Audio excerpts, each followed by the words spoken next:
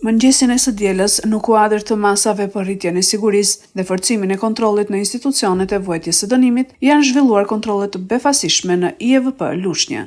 Operacioni është realizuar me urdhër dhe në drejtimin e drejtorit të përgjithshëm të burgjeve, Adriati Kuçi, si dhe drejtorit të policisë së burgjeve, drejtuesi lart Paulin Rajta.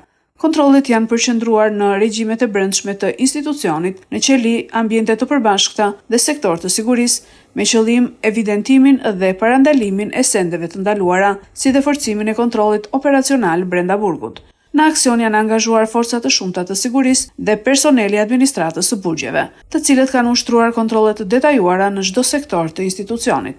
Sipas informacionit paraprak, gjatë kontrolleve janë konstatuar dhe sekuestruar sende të tepërta, si dhe aksesor të mjeteve të komunikimit, të cilat ndalohen nga rregullorja e brendshme e institucioneve penitenciare.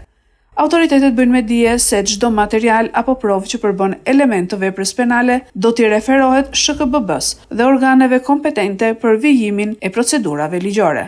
Kontrollet të tilla pritet të vijojnë edhe në institucione të tjera penitenciare në vend.